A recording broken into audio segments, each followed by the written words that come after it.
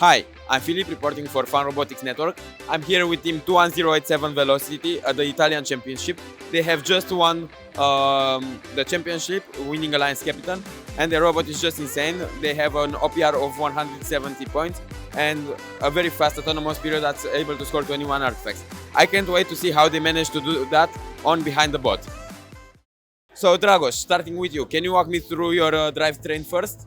Okay, so for our drivetrain, we use 435 Go Builder motors that rotate our Go Builder Mecanum wheels that uses the 38 Durameter rollers.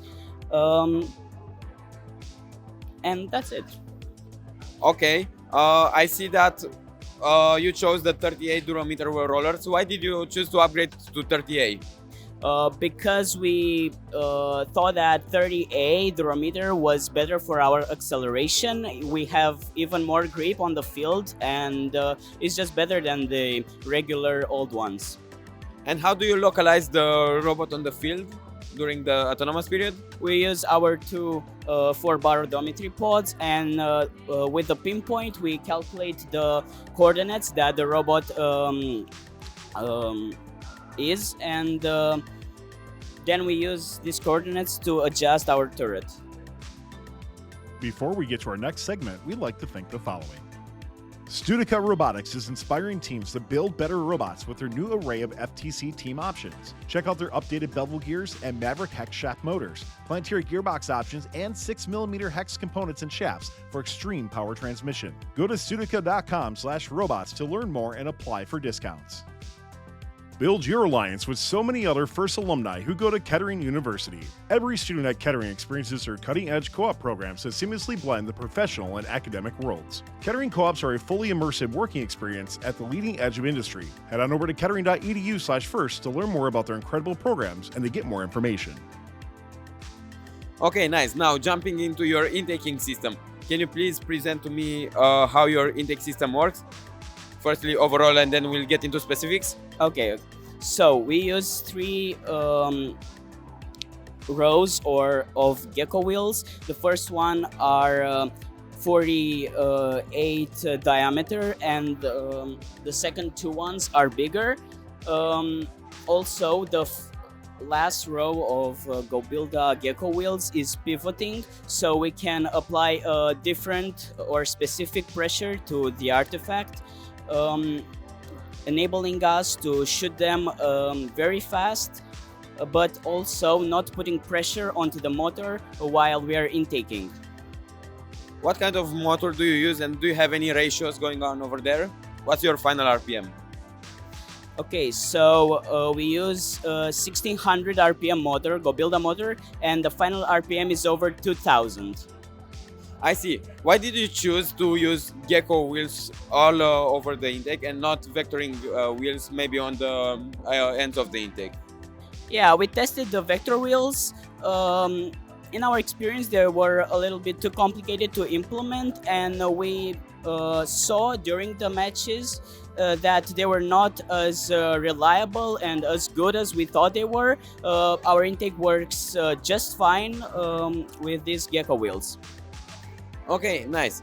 Now jumping into your robot, I see that you have some slides going on inside the robot. What are they for, and what's their main purpose? Yes, so the Misumi slides are used for sorting, for the sorting mechanism. We have a linear sorting mechanism that pushes the first ball that enters our robot outside of the guides. So we can put it back into our shooting row whenever we want, so we can sort them however we like. Nice. And how do you manage pressure that's put it on the system during the match? I assume that you have some servo getting them closed. How do you power up the servo so that it doesn't burn out? Okay, so we have a linkage on the system that is over centers, so when it's fully retracted, it doesn't go back and forth, and that applies to when it's fully extended. Nice, that makes a ton of sense. Now, jumping into your shooter mechanism, can you please describe the shooter overall and then we'll get into specifics? Yes. So for our shooter, we use a turret that is moved by two Axon mini servos. They are 360. We end up with over 270 degrees of shooting. On the flywheel, we have 6 Go Build Off flywheel weights and 2 hogback wheels, and two 6,000 RPM motors that have a gear ratio, which ends up being 4,800 RPM. Nice. Can you please tell me what is that gearbox over the servo motors? I see that you have some gears going on over there. Maybe you're doing a ratio. What's the ratio about? Yeah, so it's the final ratio is 1-to-1. The 2 rows of this gearbox make this thing possible. So every rotation, one rotation of the servo ends up being a full rotation of the turret.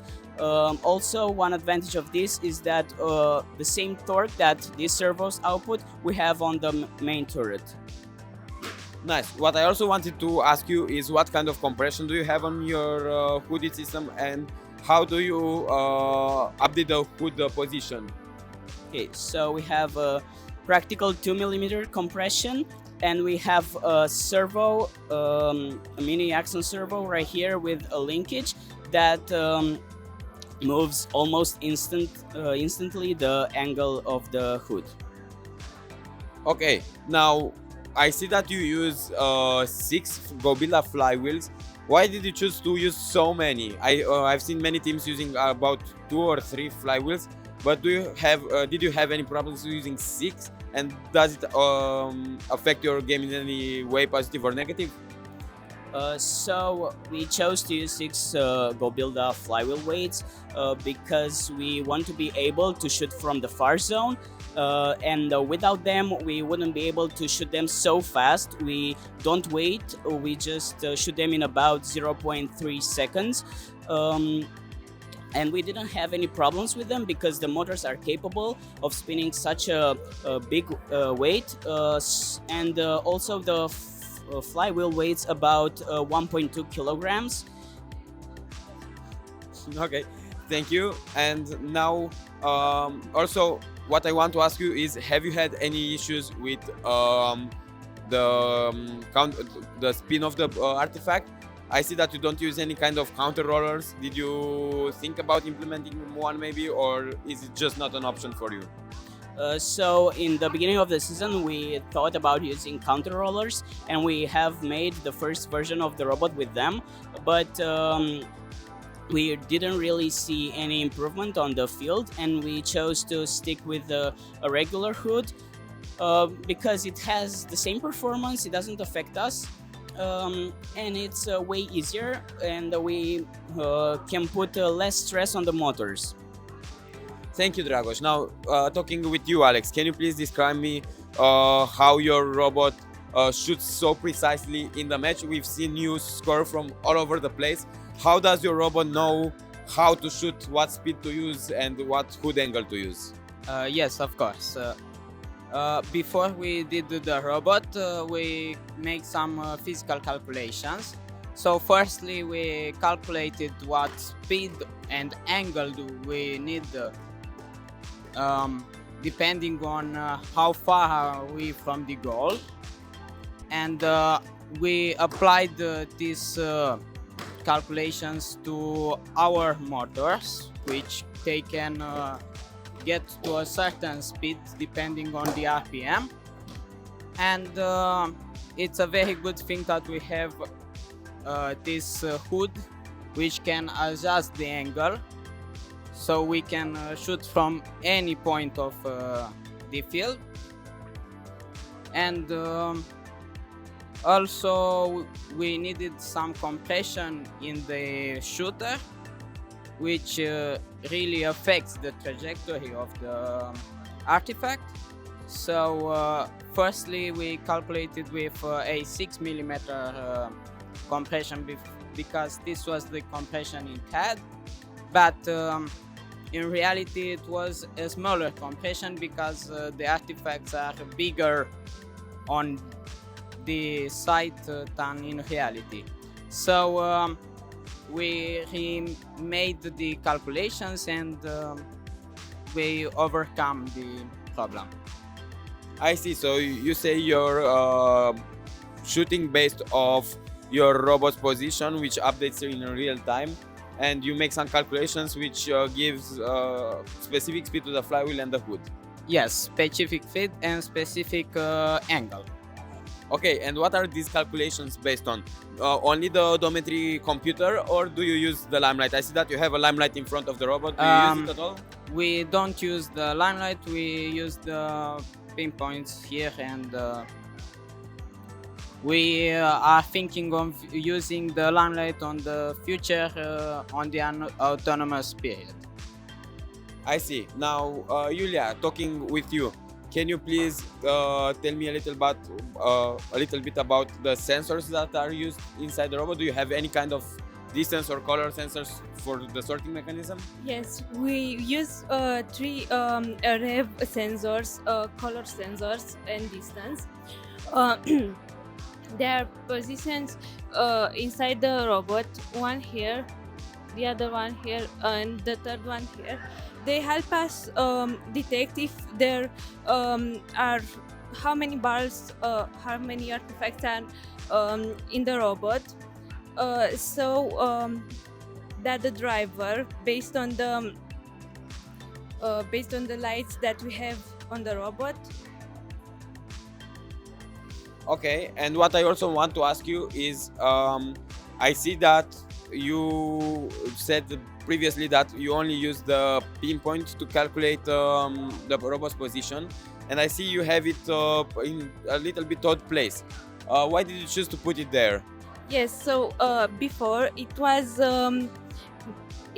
mounted near the motors, the drivetrain motors, but we had some problems with it because it was skipping.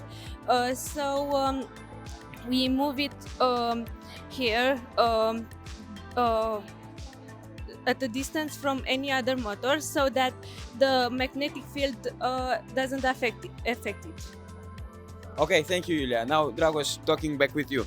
Can you please tell me if you have anything prepared for the endgame period? Did you think about climbing or maybe a tilt that we've seen many times this season? Is anything going on your robot? Yes, so we currently use two Axon Max servos that pivot the robot. We have two small feet that during the end game, at the press of the bottom, they rotate and angle the robot. So we can park diagonally in less than half of the space. Okay, thank you so much, Dragos. I really like your guys' robot. It's very unique. It's one of the most precise I've seen so far in real matches, and I can't wait to see how you'll perform in your next championships. But for now, I'm gonna have to let you go. So thank you again, and thank you all for watching. I'm Philip reporting for Fun Robotics Network, and this was Team 21087 Velocity from Romania. Thank you. Thanks for watching. Don't forget to like, subscribe, and click the bell to stay up to date on future fun videos. Build your alliance with so many other FIRST alumni who go to Kettering University. Every student at Kettering experiences their cutting-edge co-op programs that seamlessly blend the professional and academic worlds. Kettering co-ops are a fully immersive working experience at the leading edge of industry. Head on over to kettering.edu/first to learn more about their incredible programs and to get more information. Studica Robotics is inspiring teams to build better robots with their new array of FTC team options. Check out their updated bevel gears and Maverick hex shaft motors, planetary gearbox options, and 6mm hex components and shafts for extreme power transmission. Go to studica.com/robots to learn more and apply for discounts.